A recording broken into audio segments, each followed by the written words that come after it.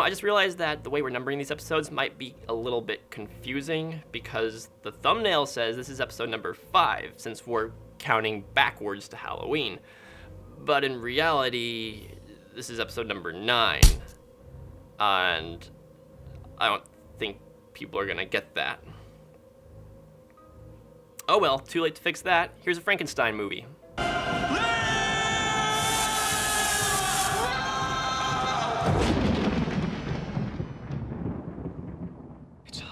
Mary Shelley's Frankenstein was directed by Kenneth Branagh as an attempt to create the most faithful adaptation from book to film for Frankenstein.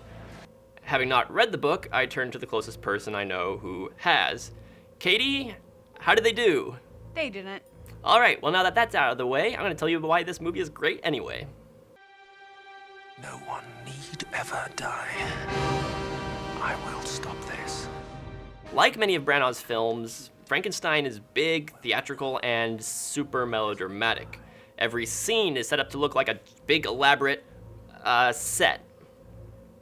And actors are either whispering really quietly and dramatically into the camera, or yelling with rage and big arm movements, because it's Kenneth Branagh and he doesn't know how to be subtle about anything. And that's honestly why I kind of love the movie. I get that it's not for everyone, and if you find the theatrics super distracting, I can't blame you at all. You're right, you win. This movie sucks.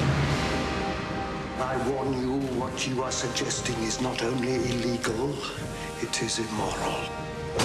But for me, that's part of where the charm of the movie lies.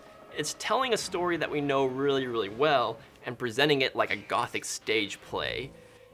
It's super stylized, making everything larger than life and taking little bits from the book beyond their natural conclusion, like way out there. On top of that, Robert De Niro is fantastic as the monster.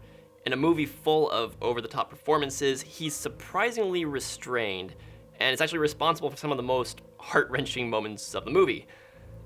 That is until it gets really weird at the end. Be warned, there is a lot of bizarre medical body horror in this movie that will probably catch you by surprise, even if you're familiar with the book. Basically, it earns its R rating. But if you're the sort of person who watched Henry V and thought, you know what, that was a good movie, but it could have used more crazy scientists stitching together dead body parts and reanimating them, this movie's probably for you. And if you want movies that have absolutely nothing to do with stitching together dead body parts, we have plenty of other recommendations as 13 Nights of Halloween continues. There's a couple boxes below me, off to my left. Down there. I guess it's your right, but it's my left, technically. I think.